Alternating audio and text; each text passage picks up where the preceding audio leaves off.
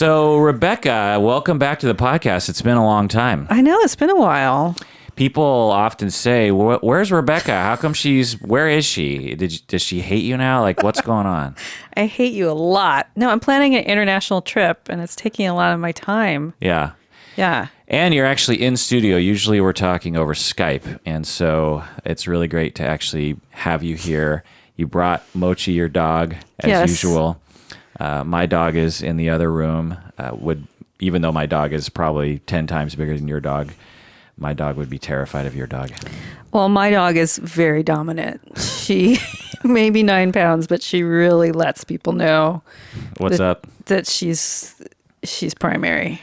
So I know you have a few things you want to talk about, and I have some things I want to talk with you about. But first, I thought we would respond to some emails. What do you say? I'm totally down.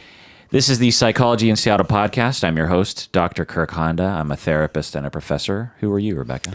I am Rebecca Bloom, ATR BC LMHC. I'm a licensed mental health counselor and a board-certified art therapist with a private practice in Hillman City, Seattle, Washington. And you're also a landlord of other professionals. I also manage a space. Somebody said to me the other day, "You're the super." And I was like, oh my God, I am the super. All right, so let's get into this email. I want to know your opinion on this, Rebecca. I've been saving these emails just for you. I'm so honored. This is an email from an anonymous patron. She writes, I have a question about my therapist. I feel like the boundaries and relationship have gotten confusing. I see him 2 or 3 times a week. Some days the sessions are 2 hours. Occasionally they will be 3 to 4 hours. We text in between sessions. He makes a plan for me to text at certain time to check in, and he will often text or call me outside of those times as well. I have developed a deep attachment to him, and my feelings are very strong, which he told me was fine. There are times when he gives me a lot of attention, and there are times when I don't hear from him, though. This inconsistency makes me wonder what I did to deserve being rejected at times. What do you think about that, Rebecca? So I'm assuming this therapist framework is psychoanalytic. There aren't a lot of frameworks that require that much time of the therapist. I think that's too much time for me. Especially the scheduled calls and then the therapist calling outside of those scheduled times. Right, that doesn't sound psychoanalytic to me. No. It just sounds like a lot of therapy. Dependence, yeah. This is an interesting question. I rarely do over an hour session. Occasionally, I do a 2-hour session, which in clinical language is actually 1 hour and 40 minutes. But man, could you go over that maybe in a family session? Very rarely do I go over an hour, even with couples and families. In the past, I would because my schedule was more flexible, I guess. But I don't really have any clients that need that. Very rarely I will. It's usually because of a crisis. Like I had a family go through an extreme, horrible event the night before, a death actually. And so I just said, and they had an emergency session, and I just said, I got to block out the whole day. I don't know how long I'm going to be with these people. You know, I just knew and it went for hours and hours, you know. So, and I once had a client who actually asked me, because at the end of every session, he was like, I feel like it takes me an hour just to get going. And he's like, could we do 2 hours? And we talked about it for a long time because I resist that for a number of reasons. One, it's like, well, can't you just get going earlier, you know? and it costs you double, you know? And he was like, yeah, and then we decided we'd do it. And so every week we'd meet for 2 hours. But that was 15 years ago. So yeah, I don't go over it. Now, family therapists will often do it. When I did in-home therapy, it was much more flexible because you just don't really know what's going to happen or all that kind of stuff. So yeah. But I wouldn't personally be attracted to that kind of thing. But I don't, in and of itself, it's not unethical or bad treatment, right? Right. I mean, the most I will do is a 2-hour session, and occasionally, same story. Client just felt like it took a long time to let their defenses down, and so we met for 2-hour sessions for about a year, and it worked well. But the only people I see more than once a week are in extreme crisis, and it's time limited, and it usually doesn't last more than a few weeks.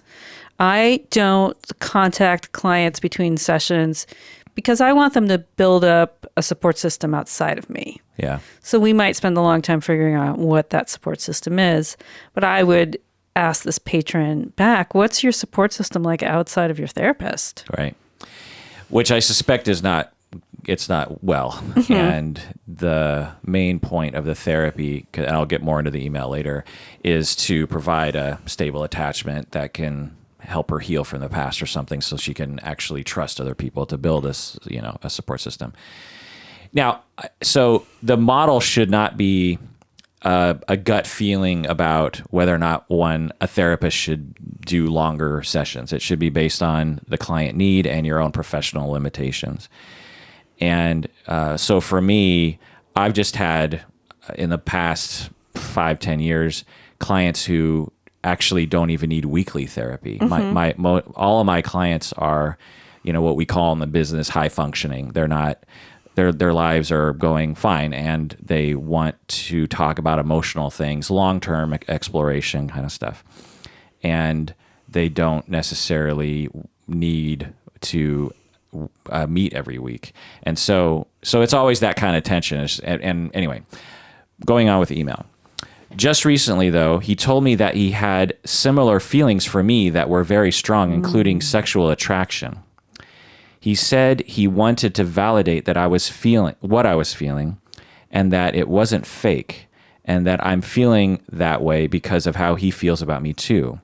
He said he didn't want to cross any boundaries, and he said we couldn't work together anymore. Mm-hmm. What do you think about that, Rebecca? I'm glad that he did that. It sounds like these two, he was becoming really enmeshed, and it was bordering on inappropriate with this client. Like, what needs is this therapist working out? Seeing this person 3 to 4 times a week, calling them. What support system does the therapist have at this point? Yeah, it doesn't sound like a good match, and I'm glad that this therapist didn't follow through on these feelings. Right. Because they're just feelings. Right.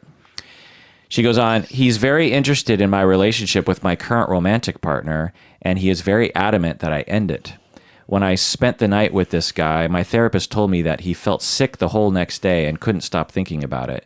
I really like that he seems to genuinely care about me. Any thoughts about that?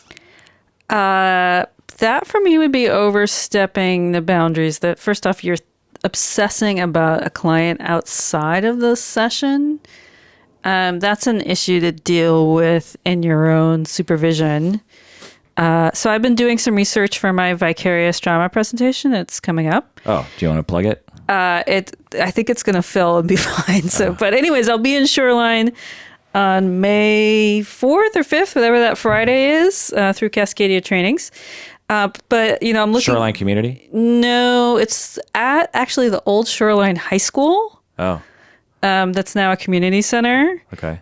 And where can they go on the website to find it's cascadiatrainings.com. Okay. And you do trainings with Cascadia all the time? All the time. Okay. So, and you could also go to my website, bloomcounseling.com, under the trainings tab. It's listed there.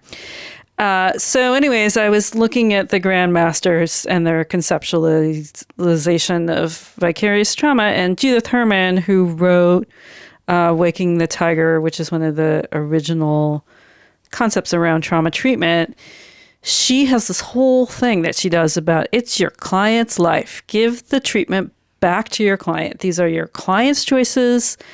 That's the best work, is when the client is in control of the ship. And so when I hear this therapist saying, I was up all night because you made a choice that I wouldn't make and it made me physically sick, that therapist is internalizing a client experience, the client's experience that the client might not even be having. But why are they so invested in the client's choices? That's like a recipe for heartbreak right there. Right. She goes on to say, At what point is the therapy compromised? He seems to be really concerned about losing his license. I don't want anything to happen to his license, and I really want our professional relationship to continue. What should I do? What do you think she should do? Well, if she reported him, I don't know if you could lose your license for just being, you might get reprimanded in some way. He's kind of crossing that boundary, but I don't know exactly what ethic code he's under. But yeah, I would say that this relationship is compromised. Once your therapist starts calling you outside of scheduled times, once your therapist starts informing you that they're sick over your life choices. Particularly romantic. I mean, that's the part of it that we haven't talked about yet, which is not only is internalizing it in general, but it's a specific thing in terms of you could interpret this as him being jealous of her having a relationship with another man. Mm-hmm. Yeah. And that's why he's sick. Yeah. And that's just kind of gross. So, like, I have clients all the time that are dating people, and I'll say to them, like, as your therapist, I have to say, like, is this the best partner for you? But, you know, that's about it. Right. Just raise the question. Yeah.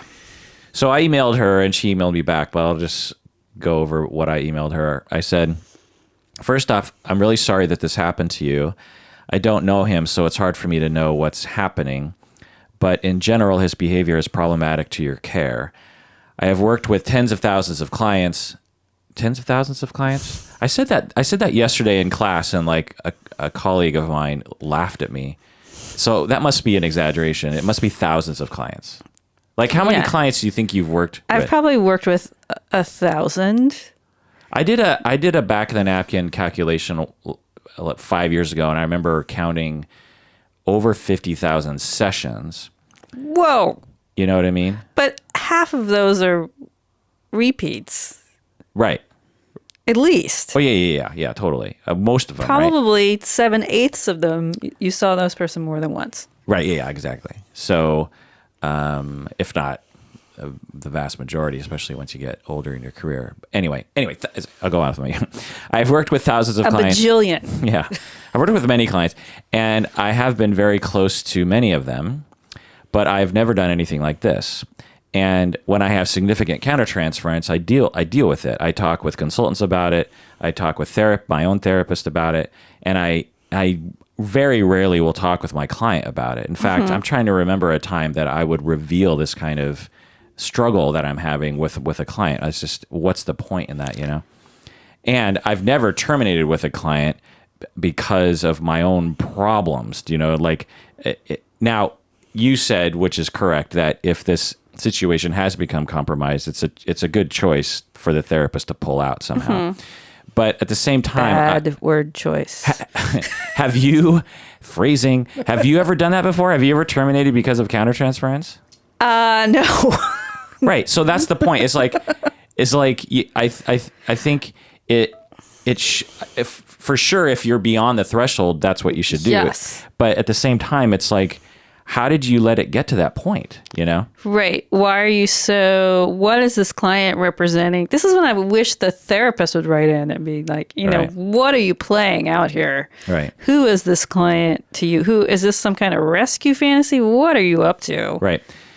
So I go on email. Again, I don't know him or his situation, so who knows? But I've heard many other stories like yours over the past few years in which a male therapist crosses boundaries with a female client. There's always a slippery slope of boundary crossings. For example, more sessions, texting a lot, flirtation, phone calls, self-disclosures, this kind of thing. The client develops an intense transference of an attachment towards the therapist. And then at some point, the therapist suddenly announces that he is having feelings for the client, and he abruptly terminates the relationship. And the client is left feeling harmed and abandoned. And this drives me nuts. I mean, don't these guys have someone to consult with? Don't they have a therapist? Can't they manage their countertransference without having to process it with their own client? You know, I don't get it. Well, isn't it interesting in this Me Too movement that the male therapist is asking the female client to do so much of the emotional labor? Right. That these dynamics of sexism play out in this session. Totally. So I go on and I say, I'm really sorry this is happening to you. Again, if I met him, maybe I'd have sympathy, but so who knows? And then I said, you asked me what you should do, and I said, I don't know, but I'm worried about you. And then she emailed back and she said, thanks, Kirk, that helps. Yeah, I asked him if he had anyone to talk to about it or get advice. He said no, except for his wife, who was also a counselor. But he doesn't tell her the full details of our situation. I wish he didn't tell me about his feelings for me because now things have changed. I think I'm going to tell him how I feel tomorrow and set better boundaries with him. Maybe that will stop it from progressing. I also am upset because I just feel like it really is irresponsible of him, considering what he knows about my past experiences. Presumably, she's talked a lot with him about her own abandonment or sexual abuse history or something. I don't have any insurance right now. He is seeing me for free currently, so I wouldn't be able to get a new therapist if I had to. Any thoughts about that, Rebecca?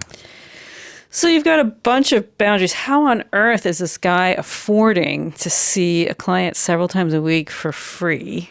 Well, I hate to be crass, but it's his dating life. Oh. Do you know what I mean? Like this the is the money he would have spent on porn, he's spending on seeing this. Or dates on Tinder or something. Like, again, that's super crass. If really he were rude here. If he were here, maybe he would have something to say. Who knows? But it's just another data point.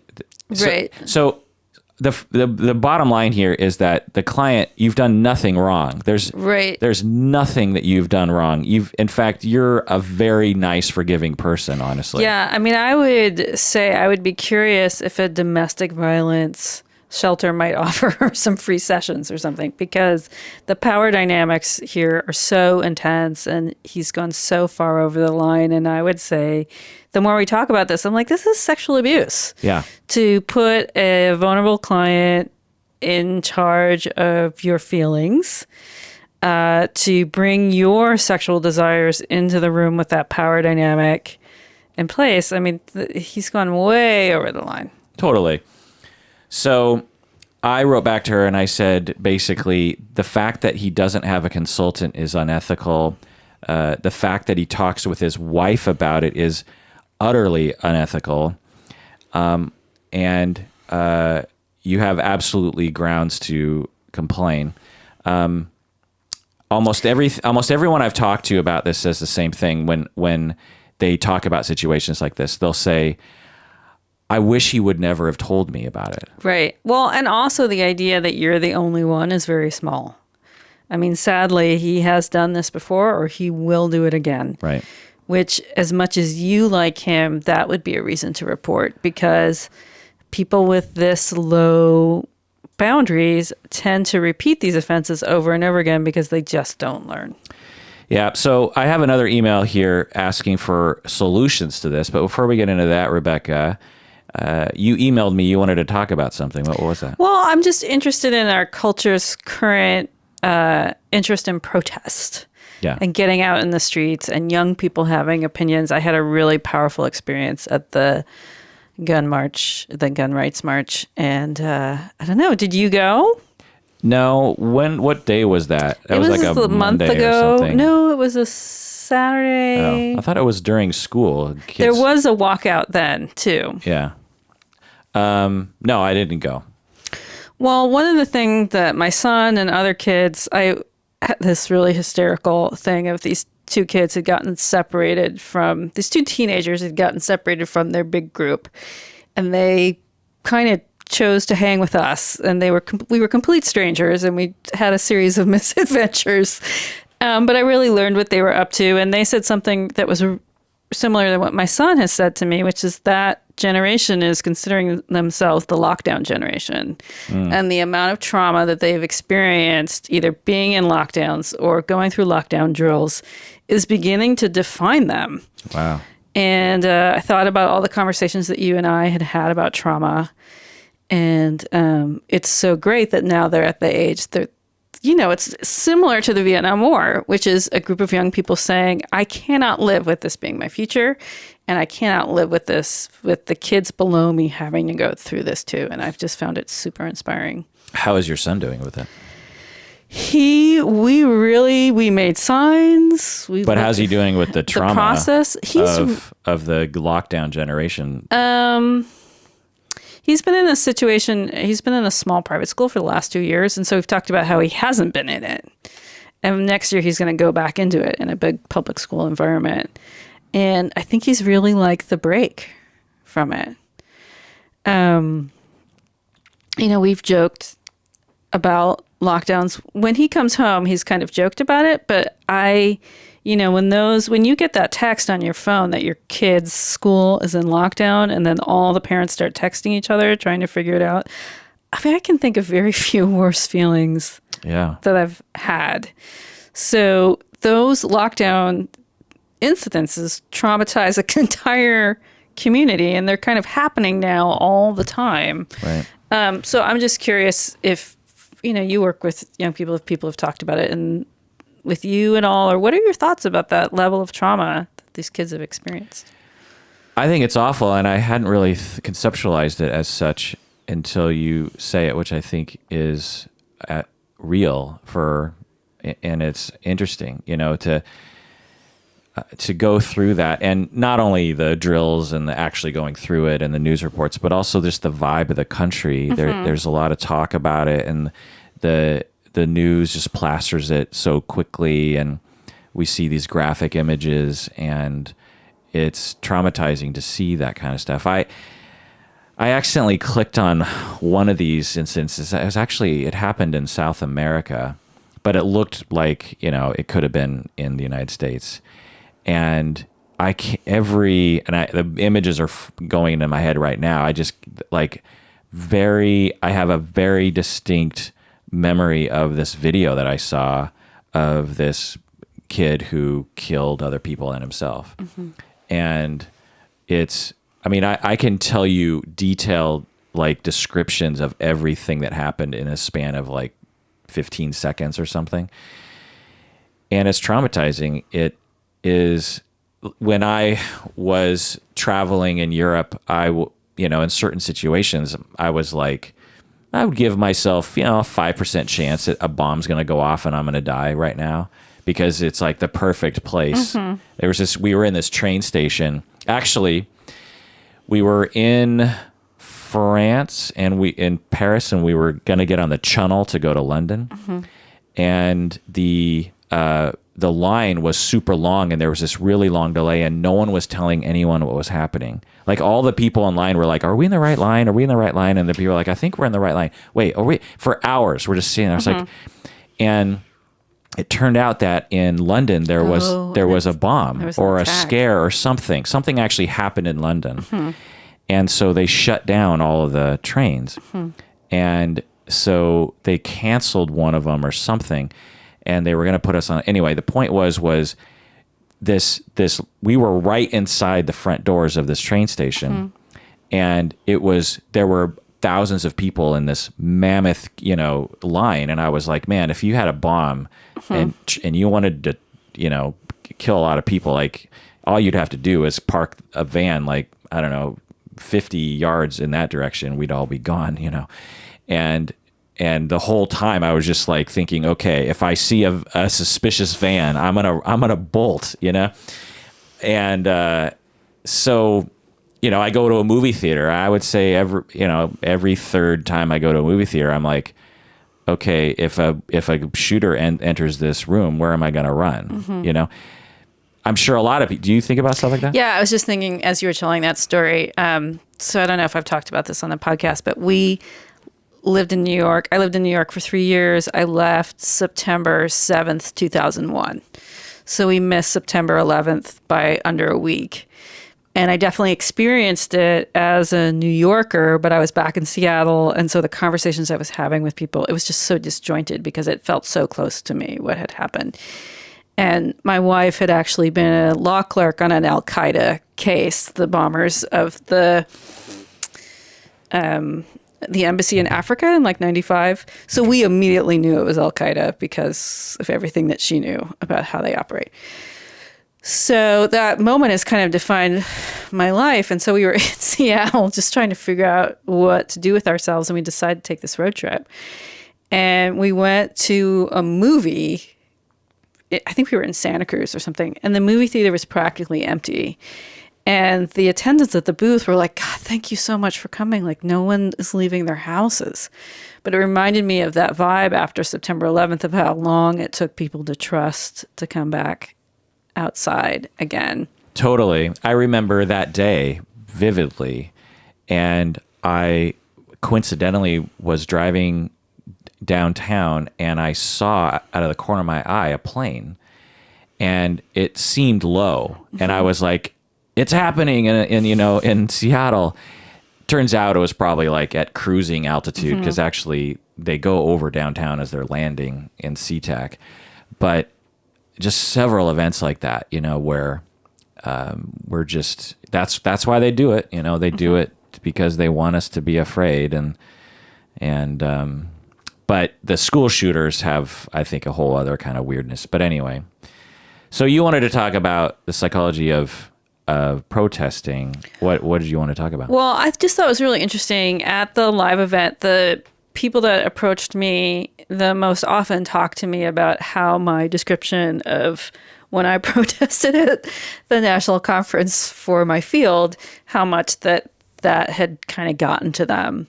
And I've been talking, I see a lot with my clients these days that it's so important to name who you are, to be active of who you are right now. I came from a household, we protested a lot when I was a kid. In fact, the joke in our house is I didn't eat raisins or grapes for most of my childhood because we were aligning ourselves with Cesar Chavez and protesting in support of the migrant farm workers in California. But not everybody grew up like that. And that for a lot of people, this time has been a big stretch. It's strained friendships, it's strained family relations, but this idea that it's, this is the time to get out into the streets. And then it was so inspiring to see all these high school students organizing at such a dynamic level. Yeah. I can't remember the last time something like that happened where teenagers actually got up and had such a large event. I mean, the 60s, was that the last time? Yeah, I think it was, really, we're going back to the Vietnam War movement, or in a small community, kind of an ACT UP. I mean, those people weren't teenagers, but we were all like in our early 20s, doing die-ins. But like specifically high school students, Yeah. I think that's amazing. And I was surprised, actually. I was like, whoa, that's surprising, because that doesn't happen very often, that they will... that a number of them will actually get together and organize in that way. I thought it was great. Yeah. So did you grow up in a household where... No. Absolutely not.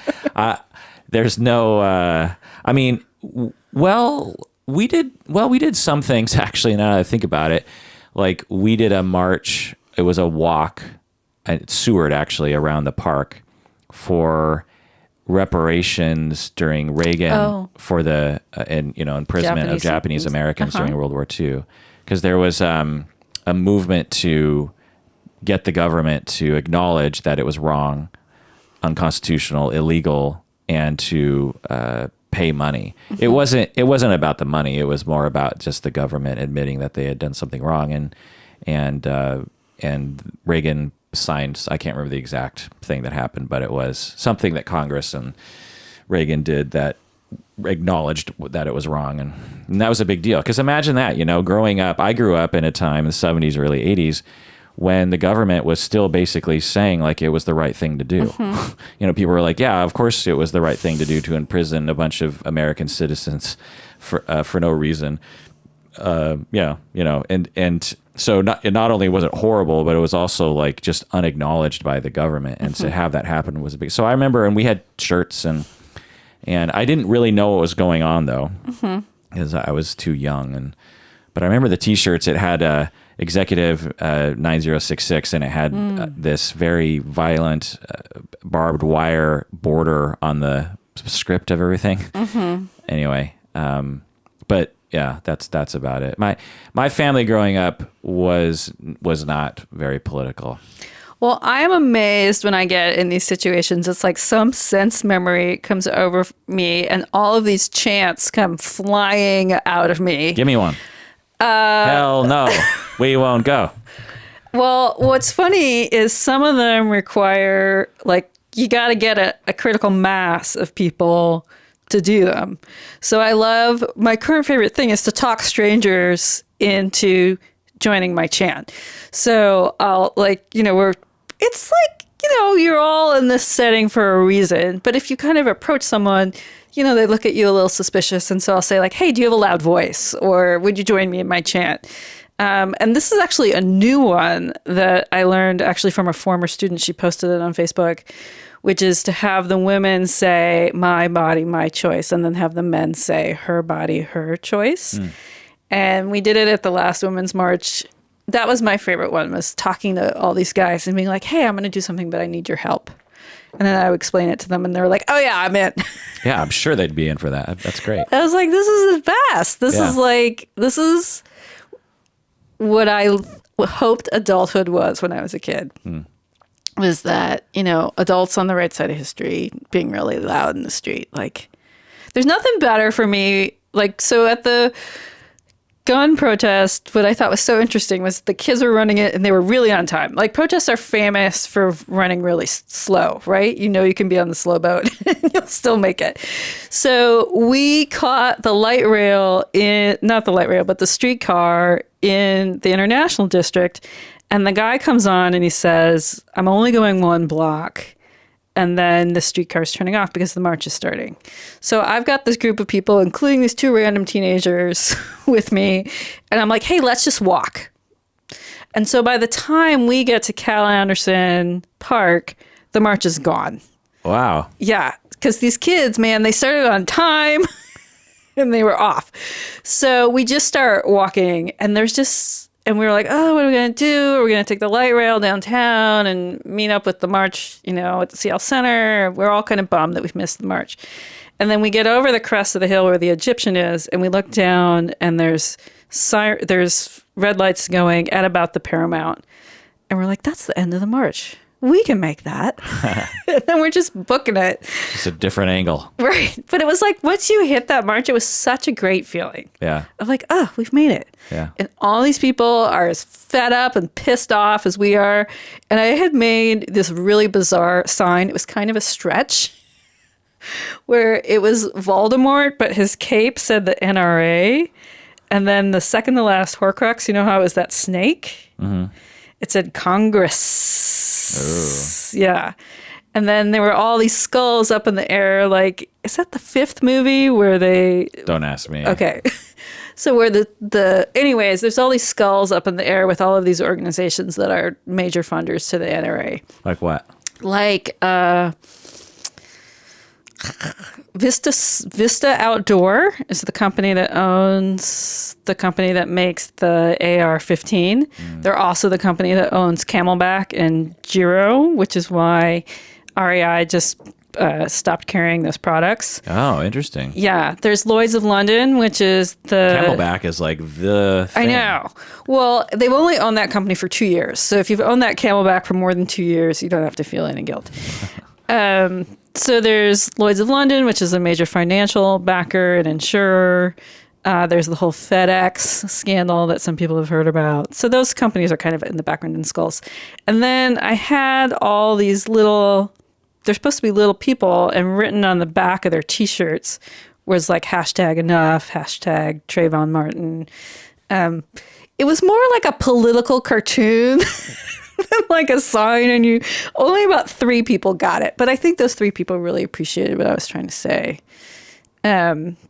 Because the whole thing is very complex. Yeah. And after... I think you summed it up pretty well. The shooting, I was shocked to learn that the same company, because I would never think of myself as someone who is casually supporting a company that supported guns, right? But this idea that Camelback and Giro, which most kids' bike helmets are by that company, right. The idea that in this day and age, everything's so interconnected and you have to be so aware.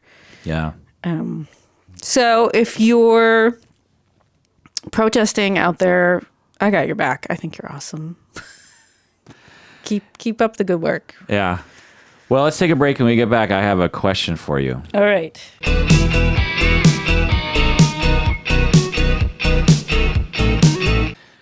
All right, back from the break. If you haven't already become a patron, do so now. Go to patreon.com. Become a patron. You'll get access to all of our patron-only episodes. Also, you can buy Rebecca's 2 books on Amazon. You sure can. One is called Square the Circle, which is a art therapy workbook that you can do solitaire. And the other book is called... The other book is called Attunement, and it's a series of mandala coloring pages. Awesome. Also, if you have trouble with the feed, email me at contact@psychologyinseattle.com if you're a patron. Also, you can buy my book called Multi-Role Clinical Supervision. I'm working on an audiobook version. That's fantastic. I guess there's not a good audiobook version of an art therapy workbook. That is a common problem, yes. Yeah. Join the Facebook fan group. Did you see the April Fool's joke that Umberto... No, I saw your post about it, but I didn't... So Umberto, I'll probably talk about this with Umberto at some point, but I just want to kind of get this published, is that, so I wake up, midday, April Fool's Day. I'm not an April Fool. Are you an April Fool's person? I'm not an April Fool's person. Yeah. So but I knew it was April Fool's, and I'd seen some things on Reddit about April Fool's. In fact, I purposely avoided Facebook that day because last year I'd gotten sucked into so many things that ended up being April Fool's. So many things. So many things. Well, so I see a post that my Facebook site, the Psychology in Seattle page, has posted on the fan group that we have ended the podcast. And it's written very professionally and very convincingly. And at first I thought, oh my God, what? Russian hackers. Right. I thought someone hacked the account. I thought, like, 1, someone hacked the account, and 2, why would they do that? Like, that's a weird thing to do. And then I knew that I could get in and delete it. But before I deleted it, I texted Berto and I was like, did you just post a joke or something? And then before he replied, I looked at some of the comments because people were commenting, and someone said, "Oh, April Fools, I get it." Oh. And I was like, "Oh, April Fools." So I'm like, I was right there with everyone else being punked by this thing. And then I didn't read the rest of the comments because it's on the Facebook fan page, and so I'd kind of leave that alone. But I heard that people were crying literally, and because it's written so effectively, and people don't know that Umberto is an admin of the page. You know, they would have thought it was from me, and I'm not the sort of person to do an April Fool's joke. So anyway, that was interesting. Also, we have our 10-year show coming up August 11, 2018. It is going to be at the North City Wine and Bistro and Wine Shop. North City Bistro and Wine Shop. I think it's just the North City Bistro, which is just up here. So I hope you can come to that. Yeah, what day is it again? Saturday, August 11th. I will be in Turkey. Oh. Sorry, I can't make it. Bummer. Well, just cancel your plans. I mean, actually, I will be on the southern coast of Turkey investigating ancient ruins of a culture that built into stone. Wow, sounds fascinating. So it's going to be, I'm still working out the details, but go to Facebook to learn more details. Okay, my question for you, Rebecca, is that I am interviewing Irvin Yalom tomorrow. What the? What? Yeah. Yeah.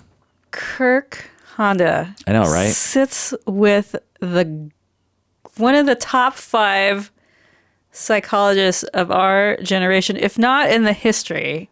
Yeah, I mean, I'm trying to think of another person that would be as renowned. Mnuchin. Who? Mnuchin, but he's dead. But he's dead. I'm just trying to think about a live therapist. What's her name? Marsha Linehan. Yeah. But she's not as revered. I mean, people just love Yalom. Like they just, and are you a reader of his nonfiction books as well? No, but I've heard they're good. I mean, this is the most hysterical part. I saw the movie that was based on one of the books. Yeah. Which one was it? When Nietzsche Wept. Oh, okay. So not only is he one of the greatest theologians of our field, but he's also a really funny nonfiction writer. So it's kind of like overwhelming. It's like if your therapist was David Sedaris, and you're like, how is that possible? Right. So, yeah. So this episode will come out probably after the episode I post about Irvin Yalom. But, yeah, I've been telling everyone around me, and you're the first person to actually have the reaction that I would have had, which is like utter shock and amazement. Other people are like, huh, that's interesting. And I'm trying to like tell them, like, I don't think you understand. Like in our world, Irvin Yalom is like talking to Elvis himself, you know, and they're just, and people, I've even told other therapists, you know, and who don't really know the history of our field or something, or don't know of him that well. And they're like, well, you can't really compare it to Elvis. And I'm just like, I don't know, man. In our world, so what's the scenario? Is it a podcast? Is it in person? It's a podcast. I'm just gonna interview him. I have so many questions, but I bet you do. Now, how did you reach him? So a listener emailed me and said, you should have Irvin Yalom on the podcast. And I said, that's ridiculous. He's never going to be on my stupid podcast. And she said, well, you know, it's worth a try. And I was like, okay, fine. So I emailed him, and he emailed me back. That's amazing. Yeah. So I tried to impress you earlier with my Twitter conversation with Andrew Johnson, the famed guided meditation app guy. Yeah. But this so eclipses that. And I was ecstatic. I was like beyond myself. I thought I was the coolest person. I thought I was the best person ever. But hands down, man, that's amazing. So, Rebecca, what would you ask him? What should I ask him? There's so many questions. Well, so he's currently very involved in Talkspace, I believe. I believe he's on the board. Mm-hmm. I didn't know that, but I knew he was involved in Talkspace, yeah. So he initially hated it. Yeah, I just read his memoir, actually. Okay. You're prepared. And he hated everything about it. He hated everything about phone therapy. He hated everything about text therapy, he hated all of it. And then somehow he did some research and found his way to actually understand that it can be good or something. So maybe I should ask him about that. Yeah, if I were going to listen to that podcast, which I probably won't because I'll be so jealous. This is like, do you know that this art therapist got to have a session with Stephen Colbert, and they did a segment, and it was on his show. Oh, really? And no one asked me, Rebecca, how are you handling your jealousy that another art therapist was the Colbert segment based on Mrs. Pence? Yes. Oh, interesting. But he goes to art therapy in order to explore what it is. And the art therapist does a bridge directive with him and some other really classic stuff. And it's so amazing. But my jealousy was kind of through the ceiling that wasn't me. So I'm trying to contain my jealousy. So I would love to hear from him his thoughts about the future of therapy and also his thoughts about the past. I mean, in writing about group work, I so remember him saying, you know, a group is group members, there's 5 to 10 members, a closed group that meets for 8 to 10 sessions. And like, that just doesn't happen anymore. Right. So how does he conceptualize the work that he originally wrote about in our modern times? Yeah. And then when did he start writing fiction, and why? Yeah. Is he still at Stanford? He was at Stanford forever. Yeah, I think he retired 10 years ago, but he still has a practice, and he still writes, and he's like 87 or something. That's amazing. Yeah. This is like, and there's just a documentary that just came out about him called Yalom's Cure.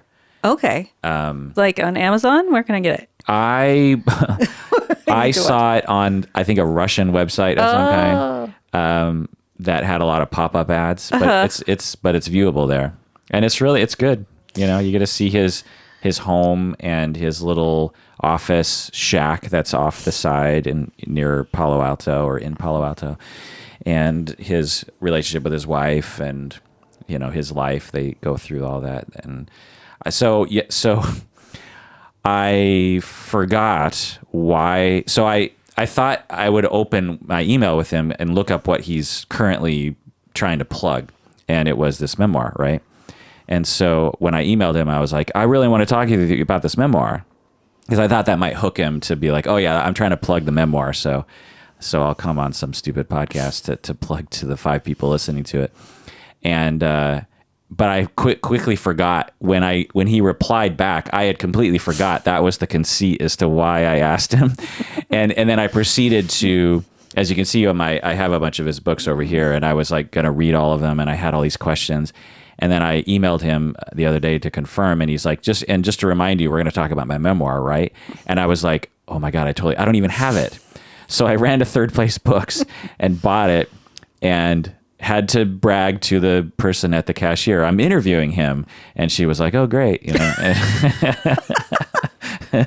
And so I yesterday sat down after work and thought I would read, the first, couple chapters, and I read the entire thing. I read his entire memoir in one day and was just utterly fascinated. He was a student of Virginia Satir. Oh, wow. Which I actually knew, but he writes about that. He writes about, he hired Rollo May to be his therapist and was there when he died, was holding his hand when he died. And Rollo May and his wife Irvin and his wife were going through some troubles, like in their 50s or something. And Rollo May gave them ecstasy, high grade ecstasy, he called it. And they did it and together with Rollo May. And for whatever reason, that fixed their marriage, because they spent like hours talking about the meaning of life and how good life is and everything. And then after that, they never had problems again. And he said he never used ecstasy again. So I want to ask him about that. I need some high grade ecstasy. My God. He talks about how he loves to gamble, and he, as a kid, he ran a like a number scheme at school and made a bunch of money. He didn't scam the people. It was it was illegal, but it was a legitimate deal with, people knew what they were signing up for, and he made a lot of money. And he loved playing poker. Well, that speaks to how he knows people. I mean, that's the most interesting part for me about his work, is it's so clear that through his humor and his intellect and his compassion, he knows people. I mean, that's why everybody loves him, because some of these theorists are crazy. Yeah. And some of them are not nice people. Well, right. So he talks about meeting Viktor Frankl. Oh. And Viktor Frankl came to the United States, stayed in his house to do some talks in California at Berkeley or something. And he talks for like 3 pages about what an asshole Viktor Frankl was, which is another god in our field, right? Right. And we haven't even talked about how Bessel van der Kolk just got called out for bullying and is no longer steering the ship of this practice that he's had for 30 years. Interesting. So, the people in our fields can be complete jerks. Right. And I always got the feeling that Yalom was the type of guy like you just wanted to hang out with. Right.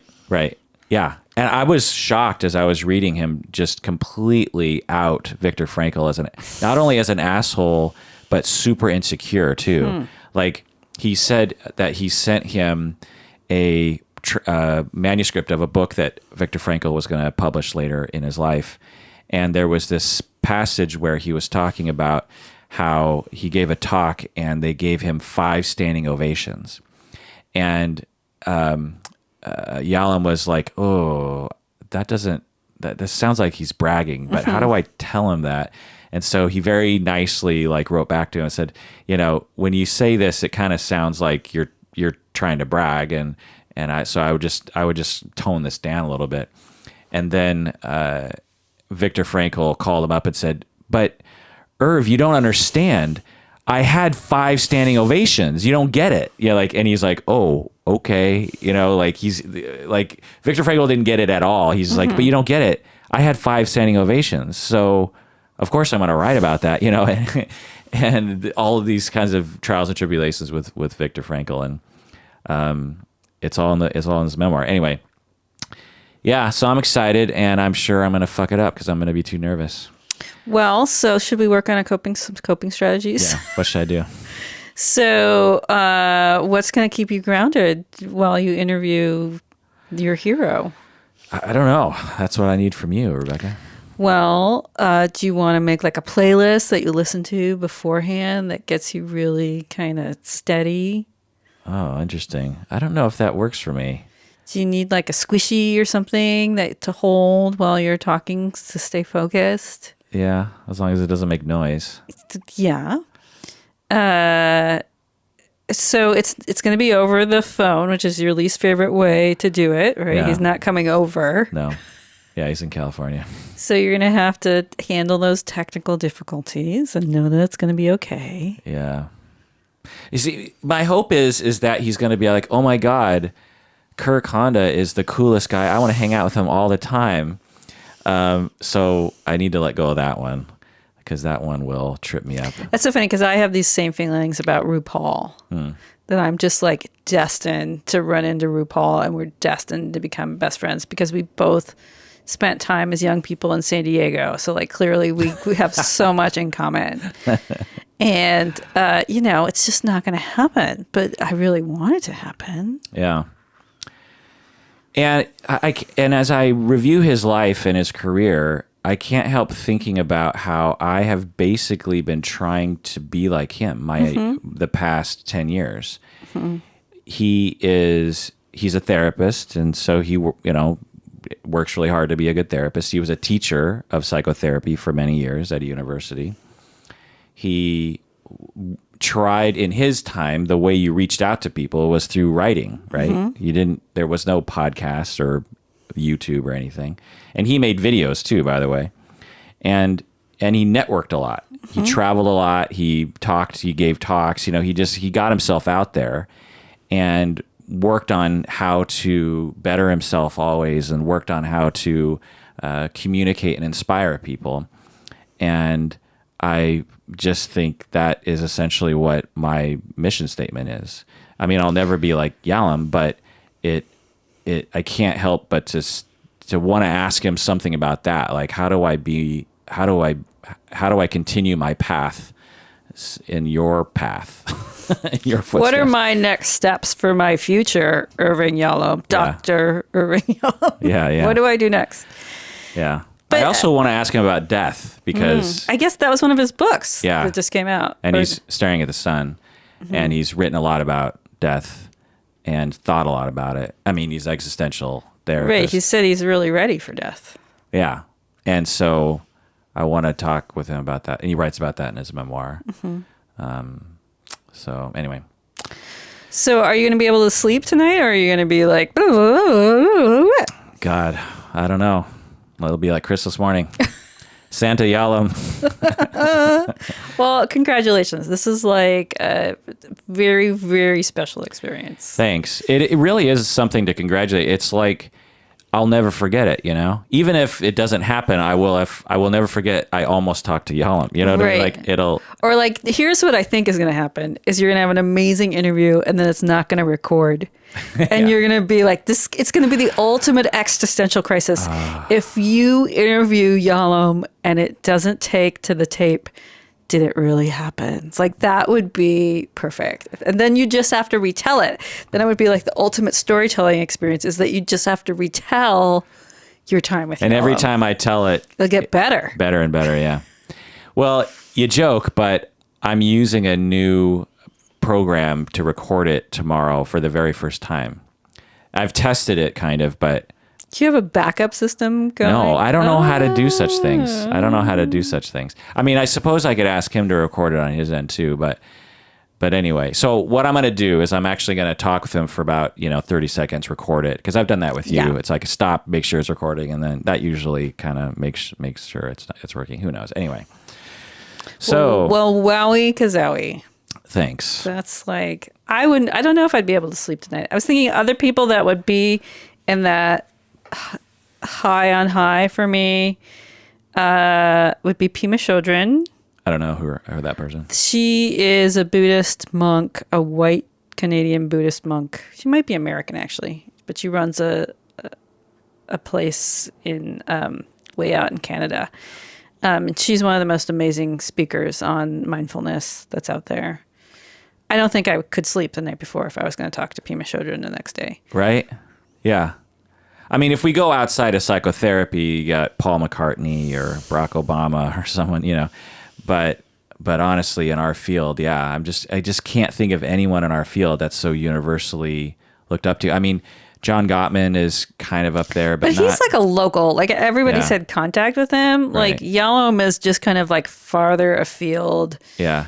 You know, and the fact that for me, it's the fact that he also writes fiction novels. Like he's not just a boring psychotherapist. He is actually really funny as a human. Right. Yeah. And he's been self-disclosing since the beginning, you know, like Love's Executioner is standard reading for first quarter counseling and psychotherapy students, you know. Did you have that? Well, at my school, we had 2 quarters of group therapy concept because art therapists are often running groups. So you read his book. So we read group therapy. Yeah. And in fact, I remember, this is one of like the early memories when I was in graduate school, like I'm having a really different experience. So I walked into the room and I'm like, oh, let's shut the door to make sure there's safety. And I like was quoting off of his stuff. And then I realized, I think I'm the only person that did the reading. Because everyone else was looking at me like, what on earth are you doing? And I'm like, I'm creating a container. Just like Yalom told me to. So your classmates were lazy or something? There was quite a range going on. I wouldn't say they were, you know, I'm friends with a lot of them now. So I'm not going to say like they were lazy. Let's just say that I was kind of on hyperdrive. And I was not throwing away my shot. Like I was quite convinced that getting this master's degree was my only option for a viable future. So I was viable future for happiness or money or money. What? Really? I couldn't figure out what else I was going to do. Interesting. There's so many things you could have done. Well, now I know that. Oh. Like looking back, I'm like, I should have been a house stager. I could have been a super. Now that I understand everything about heating systems and toilets and lighting systems. But at the time, I was really worried about my financial future. And so I took graduate school very seriously and read all the readings and wrote all the papers on time and was always prepared, which, you know, other people, I don't know if this was like when you were in graduate school, but some people had a really different vibe going on. They were, maybe their spouse or their parents were paying for it, and they were way more casual. Yeah, absolutely. But I don't know. I can be kind of casual myself. So I probably would have been one of those students. I mean, I took papers and assignments very seriously, but the readings, because I'm such a slow, difficult reader that, I would often skim or just not. Oh, no.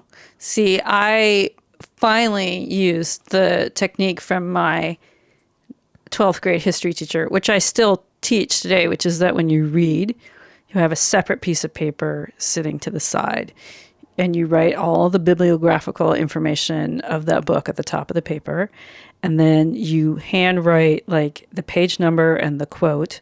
So then when you go to write your paper, oh my God, it's easy to assemble because you've got your notes right there. Yeah. It's time consuming, but also with my dyslexia, you know, I can't pull anything up. It's got to be written down. Interesting. So I'm very sure I made my peers a little nutty because I was working at that level. You're making us look bad. All right, so let's go on to another patron email. As I was talking about earlier, he writes, "Hi, Kirk. I've listened to your episodes about therapists who cross boundaries due to erotic countertransference. These are the types of issues that are too easily ignored or swept under the rug. Several years ago, I began treating a young woman. I was in my 40s, and she was younger. I had been married for several years, and I was listening to this very appreciative young woman describe the most intimate details of her sexual life and behavior. This pushed a lot of buttons in me, and I found myself thinking about her all the time. Eventually, I recognized that this treatment could very easily go off the rails, so I got supervision and started therapy again, both of which were very helpful in allowing me to regain my therapeutic distance and balance. And through this process, I got her out of my head outside of the therapy sessions. It was a very powerful lesson for me and made me very aware of the slippery slope that can happen for therapists. By the way, 5 years later, we are still working together. She's flourishing in her life, and I feel proud to have been a small part of that. Any thoughts about that, Rebecca? Well, congratulations to that person for doing all the right things. I mean, we fall for our clients or fall out of love for our clients for all different reasons. And to acknowledge that those reasons are our own is really important. You know, I have a couple clients that come up in my therapy session often because they're so much like my mom, or, you know, it's like my shadow self come to life. So yeah, the work is always present, and to keep that work with you and not put it back on the client is really important. And I hear stories all the time from my peers. You know, this client has told me that they're really attracted to me, and does that mean we can't work together anymore? And what should we be doing? This dynamic of therapy is so intimate, and especially in our culture now, you know, imagine being in the same room with somebody and having your phone off for 45 minutes. Yeah, right. Like, who else does that happen? You don't do that for your children. You don't do that for your spouse. You don't do that for your parents. Like, interesting. I hadn't thought about that. So here you are, and telling each other so many private things. So yeah, it does happen. But it's our work as therapists to handle it when it does happen. Right. I commend you, patron, for doing what many have not, in terms of people who have, you know, emailed me and said about their therapists that they have not. We just talked about one earlier in this episode. You noticed that she was pushing your buttons. You recognize that it could become a problem. You weren't too ashamed to admit it to yourself, and you weren't too ashamed to seek help. You sought consultation. You sought therapy, which is the standard protocol, by the way. And kudos to all the supervisors and the therapists that hold that content for somebody else. Right. Because that's where the really brave stuff happened. And when I was supervising students, these crazy ethical violations would go down, and we would have to hold them as professors. And it's not easy work. It's messy. No, but at the very least, as supervisors and professors, we need to explicitly tell our, supervisees and students that it's okay to talk about it. Right. Bring this stuff in here. This is where it belongs. I have done that with my supervisees, and just this last few months, 2 different supervisees came forward and told me that they were struggling with this, a male and a female. And they both said that they didn't feel comfortable telling their other supervisors or their other instructors. And so, part of that is my relationship with them, but also a part of it is that I explicitly said, by the way, if you're struggling with this, it's totally fine to talk about, 1, and it's normal, 2. And honestly, if you don't talk about it with me, that's a problem. Yeah. So one of the worst things you can do as a therapist is be attracted to your client and not talk to your supervisor about it. And there's other dynamics that are equally as hurtful. I mean, the one I see the most often is a supervisee saying to me, I think I'm the only person to reach that will be able to reach this client. Right. In which I always say, no, you're not. Right. Like, I just had a conversation with, I have a bunch of supervisees who are about to graduate, and so they're about to transfer all their clients to other therapists. And so they are scared about the treatment and they're worried about them getting good care later on. And so I could sort of sense it in the room. And so I just said, when I was at your stage, I had this thought that there wasn't a single client that I transferred that I felt good about. There wasn't a single client that I let go of and transferred to another therapist where I was like, you're in good hands. Because I had this narcissistic notion that I was the only one who could help this person. And you had to be exactly like me, otherwise it wasn't going to work, which is, of course, ridiculous. And then I also said, I've had clients transfer to me, and usually it goes well. It's not a disaster. So by definition, to reconcile that, I either have to be the only good therapist on the planet, or there's something wrong with the way I think. I think it's the latter. Can I just add one more point? So I'm about to go on a 3-month sabbatical, and I'm having this conversation about not quite termination, but kind of a midterm handoff with all of my clients. This is where you're going to Turkey? I'm going to Spain, Croatia, Romania, and Turkey. For 3 months? The entire journey will be 3 months. Wow. 72 days, actually. With your son and wife? Yes. Wow. Yeah.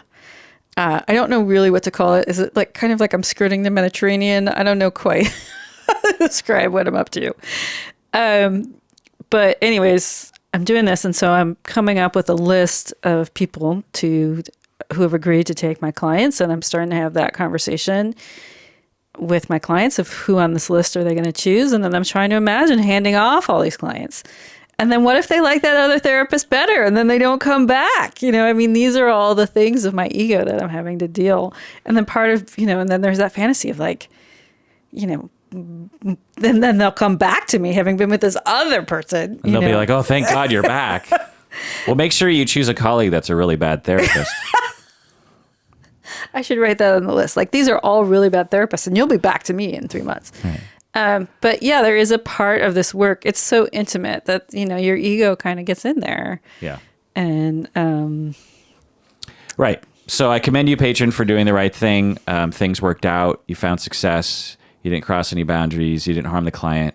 In fact, it seems you really helped her. You didn't lose your license. You didn't get sued. Did you get any high-grade ecstasy that put your marriage back? Yeah.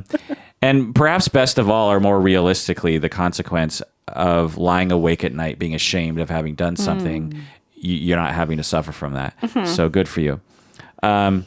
So you also asked, could you discuss techniques for how to remain aware of this problem and how to deal with it? Also, what sort of clients might provoke erotic countertransference? Any thoughts about that, Rebecca? Well, I am lucky as an art therapist because we have a built-in technique of discharge drawings, which is at the end of the session, or at the end of the day, I often make an image. So if there's a client that I'm really experiencing a lot of issues with, there's all kinds of art directives around that. So one is to just make a spontaneous image. The other is to make an image of yourself with the client's diagnosis. Does that make sense? Uh-huh. Which can be really powerful because you're getting triggered for something in you. So yeah, I think that's some of it is to figure out what in you is getting triggered and why. Is it your own attachment issues? Are you slipping into a caregiver role rather than being a therapist? Do you need to be seen as attractive? Like, are you lonely? I mean, this work is really lonely. Is this the only person in your life that's telling you you're great? Yeah, that's actually amazing. I think that's probably likely for a lot of people in this situation because I think a lot of people are walking around feeling very unattractive or unappealing or unwanted by their spouse or otherwise. And then you have this client who is physically attractive and who very much wants to talk with you and very much wants to share things with you. It's natural to have the notion of the self of like, well, this person wants me, and what if I wanted them back, and what if we wanted each other, and what if we were together? I could feel this way all the time. It would feel great, and of course, it's just a fantasy. Yeah, so my thoughts, I took some notes here because I wanted to kind of formalize my thoughts here, but overall, you need to have a countertransference management system for all countertransference, whether it's erotic or otherwise. And this is what my recommendation regarding the overall countertransference management system looks like for me. One is that I try to manage the enactments that are happening with clients or inducements or projective identifications. Research shows that outcomes are better when therapists have a countertransference management system, which is not just awareness, but actually having routines and it being comprehensive. So there are some people when I talk to them and I'll say like, what's your countertransference? They'll be like, oh, I'm not having any. Or they'll be like, oh, well, I don't know what you mean. Like this client doesn't remind me of my mom. I don't know what you're talking about. Like their understanding of countertransference was like one chapter in one book that they read in graduate school. I've also seen that people misidentify countertransference as a bad thing. Right. Like if they're having countertransference, that means they're bad. Right. And so they avoid it. And, but what I tell people is if you were really paying attention, you're probably always having a mixture of various different feelings in reaction to everyone you're interacting with, let alone clients. And you might not be aware of them all the time. Some of them become quite intense, but you're probably having various different feelings all the time. And you need to have a routine about that, and it needs to be comprehensive. So you need to detect things. You know, if a client is talking explicitly about sex, then that might be a red flag that they are trying to induce something in you. You know what I mean? So it's not for sure, but you just have to have a way of like, oh, is this one of those situations where through projective identification or an enactment where I'm going to start feeling things? You know, you should know context that create common countertransference. So I'd like to share my categorization of that. Great. So I use the chakra system. So if I've got a client that's always talking about sex, also drugs and money fall in there, I begin to conceptualize them as this is a second chakra client. And it gives me a level of distance that this is their experience. They probably do this all over the place. It's not just special for me. But I think having that level of conceptualization just helps me have distance in the situation.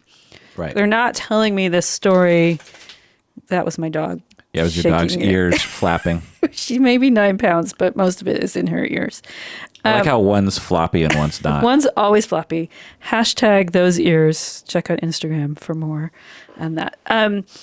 So, yeah, sometimes it's having to conceptualize your client's behavior. I just had this in a supervision session the other day that we were talking about what is special to the client and what is the diagnosis. And for some clients who haven't felt like they've had much to connect about, talking about sex is one of the easiest things we do as humans. So it can be kind of escapist for your client to be really focusing on their sexuality, and it can be kind of avoidant as well. So there's all kinds of ways to conceptualize people's behavior beyond thinking, oh, this is special for me and I'm turned on. Right, exactly. So what we're both talking about is the notion of conceptualizing what's happening in session and understanding the process, having some model or language in your mind about what is happening other than just reacting to it naturally, if that makes any sense, you know? So that's number one is manage. You want to manage the experience and be aware of it. Number two is don't shame yourself. When you shame yourself about these feelings, it drives it underground and it becomes 10 times worse. Number three is you want to stick to the frame of therapy as a therapist, which often means 1 hour a week and no texts or emails or phone calls in between sessions. Unless you formalize that in a treatment plan and consult about it and justify it and have a frame that's consistent over time.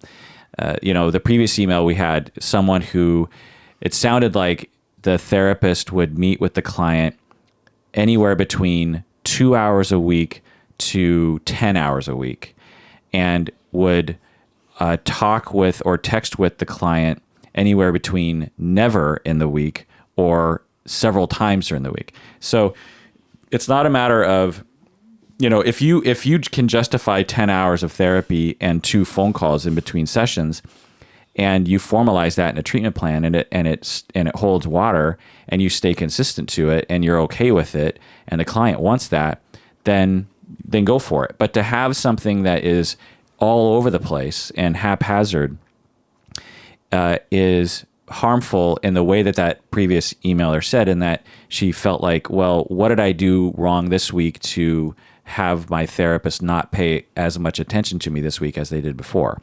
Now, some clients don't care because they don't have relational attachment issues, but usually the clients that are asking for that much contact, they are those kinds of people. And so you want to stick to the frame. Number 4 is you should be in therapy. I recently had a student contact me at Antioch. This is a very rare thing to have happen because most of the students have been in therapy or are in therapy, right? But I had one student email me and she was like, so do I have to, because we now require people to get therapy. Which is amazing.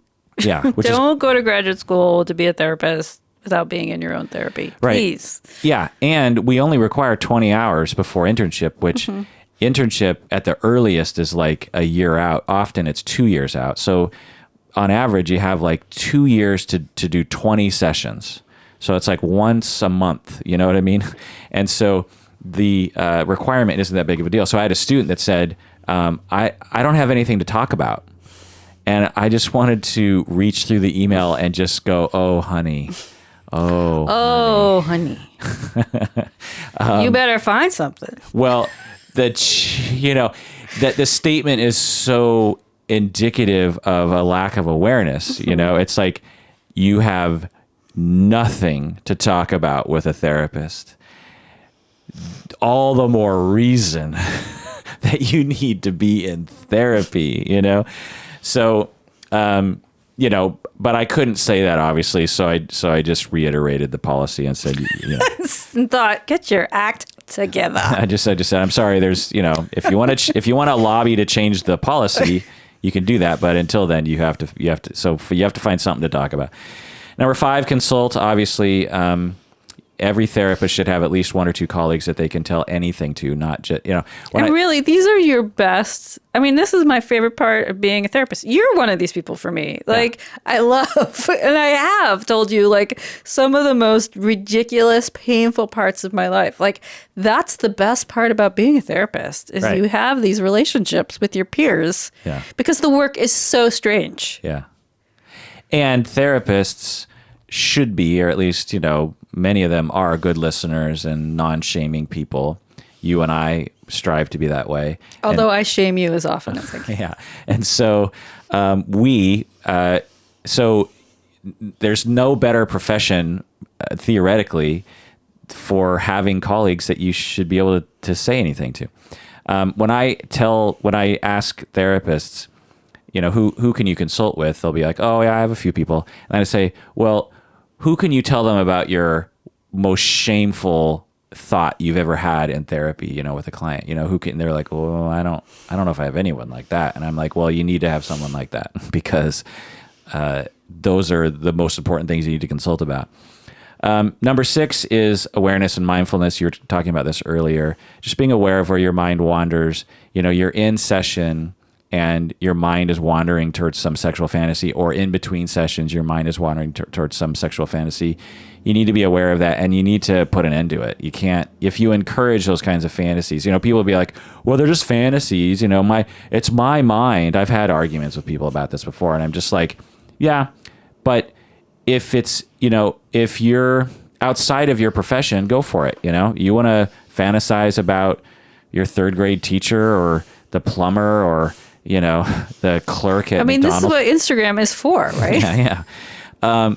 But to fantasize about your client actively, if it pops into your head, whatever. But if you actively do it to yourself, you are compromising the treatment and your client. You're encouraging a neurological process that may affect the therapy.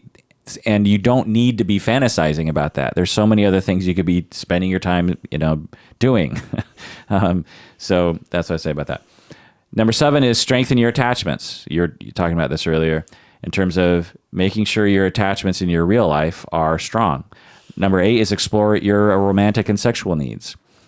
Often I have found anecdotally that when people break boundaries, their romantic and attachment life is terrible. And they're desperate for somebody, and so they turn to their client. Right. So watch the movie Election to get a master class on why people step outside of the bounds. And the last one, number 9, is keep it in your effing pants, people. This, have integrity. This is a profession. You're not chatting with your buddies. This is probably keep it in your pants with your buddies too. I mean, I don't know about you. Well, but go for it. It's fine. But you're a professional. Imagine if your physician said to you, I'm sexually attracted to you while you're getting a gynecological exam. I've been fantasizing about you. Keep it in your pants. Like, be a professional, have some integrity. What's wrong with these people, Which is what this therapist did. He kept it in his pants and he, managed it, which I commend him. Yeah, I think it's really easy to be lonely in this business. I notice, when I managing the suite, like sometimes I run into one of my suite mates and I realize like I am talking way too much. Like I haven't had a conversation with anyone out except for my clients all day, and I'm getting a little loopy. And it's my job to manage that and not corner my coworkers. So he also asked what types of clients might cause erotic countertransference to happen. What do you think, Rebecca? Well, many clients are very sexually focused. I mean, so Janina Fisher calls these the sex, drugs, and rock and roll clients. I mean, I don't know. Everybody's fetishes are different. So is it the very sexual clients that people are attracted to? Is it the wounded client? I mean, I'm sure it's different for everybody. Right. But there usually is some kind of attachment disruption or abuse in their past because in a way they have been groomed to have bad boundaries on their end. Right. And for these relationships to go on and on and on and not say, so the story that I once was interviewing a couples counselor and had a very bad first session. I actually called you immediately and was like, do you want to tell that story? No. Okay, I will say that this client, he felt like a client. This therapist instantly disclosed their mental health history to me and terrifying hospitalization aspects of that mental health history, which was so not even the issue on the table. And I didn't even know why it was going there. And I called you and I was like, what the hell just happened to me? And you said, this person is famous for doing that. And I didn't go back to that couples counselor. Fascinatingly enough, my wife, he didn't do that to my wife and she liked him.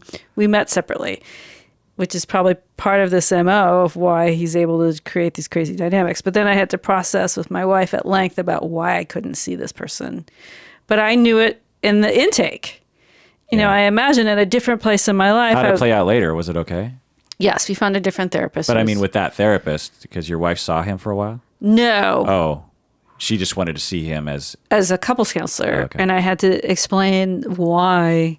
But isn't it, and then I was wondering, like, what is it about me that he disclosed this to me and didn't to her? And is that part of his weird splitting craziness? Yeah. But definitely, I knew for me, this relationship can't go on. And I think about myself at another point in my life, would I have had the strength? And I had to check out with you, like, this can't go on, right? This is crazy. Well, with the amount of couples therapists, excellent couples therapists in Seattle, it's just like, why, if it's not like he was the only one in town. So it's just like, if there's a significant check mark in the box of like a concern, like just try someone else.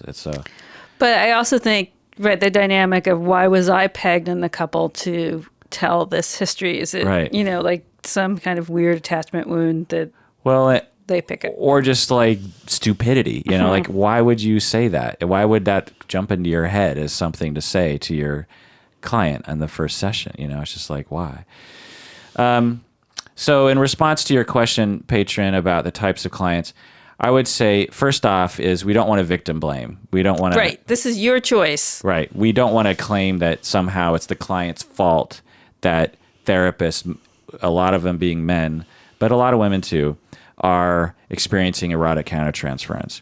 That's what we did in the past. We would say, oh, it's the client's fault, histrionic this, whatever. And we know that the therapist enters the room with their own issues. And so... And has the power in the room. Right. And so we don't want to victim blame. But having said that, in general, people, there are some clients that every therapist should just be a little careful around, not like completely... diagnosing them before you know them, but just being a little careful around people with relational traumas, particularly sexual abuse histories, who develop coping mechanisms of basically subtly seducing people as a way of keeping them close. When you're young and you feel like no one loves you and no one pays attention to you, and you will try a lot of different things to get people to love you and pay attention to you. And if one of the things that your father responds to is to be, quote unquote, flirtatious, or one of the things that other people respond to on the playground is to be sexual, and then you get attention, and then people, at least temporarily, don't reject you, then you'll learn over time, oh, well, this is what I need to do with everyone. I need to be sexual with everyone in order to keep them close, in order for them to not hurt me. And those kinds of clients will tend to... Now, it's hard to quantify that, obviously. Those people could be men or women or queer. They could be straight or gay or asexual. They could, it's just hard to... You would have to know based on your experience with them. You know what I mean? And know what your own triggers are. I mean, I remember a teacher that I had talked about her sexual countertransference to a client and how she had to find one unattractive thing about him, and she would just stare at that thing. So for her, it was that she hated when men wore diamond stud earrings, and this guy did that. She would spend the entire session staring at his earlobe and his diamond stud and thinking about how unattractive he was. That's hilarious. All right, well, that does it for that episode. Thanks for joining me, Rebecca.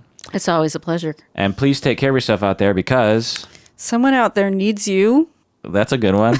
I was just thinking, so Seattle lost a great comedian this week. We lost Peggy Platt, who was part of Dos Fallopias with Lisa Koch. And you never know when someone who's really awesome and makes the world a better place, it's going to be their time to go. So give a lot of yourself to others if you can.